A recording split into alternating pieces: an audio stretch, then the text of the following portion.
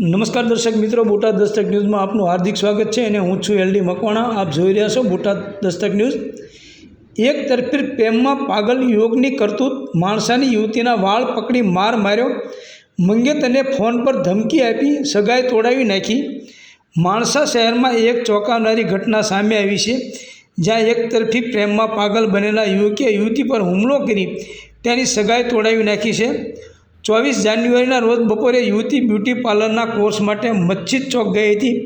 રાત્રે 7:30 વાગ્યે બ્યુટી પાર્લરના સંચાલક દંપતી તેમની કારમાં યુવતીને ઈશ્વરપુરા મૂકવા આવ્યા હતા। આ અંગે માણસા પોલીસ સ્ટેશનમાં યુવતીએ ફરિયાદ નોંધાવી છે। આ દરમિયાન આરોપીએ યુવતીને કારમાંથી બળજબરીપૂર્વક બહાર ખેંચી તેના વાળ પકડી માર માર્યો અને તેનો મોબાઈલ ફોન છીનવી લીધો। આરોપીએ યુવતીના મંગેતરને ફોન કરી ધમકી આપી કે યુવતી હવે તેની છે એને સગાઈ તોડી નાખવા જણાવ્યું। જો ગામમાં આવશે તો બંનેને જાનથી મારી નાખવાની ધમકી પણ આપી હતી। યુવતીએ જ્યારે તેનો ફોન પાછો માગ્યો ત્યારે આરોપીએ તેને થપ્પડો અને મુક્કા મારી ફોન તોડી નાખ્યો હતો।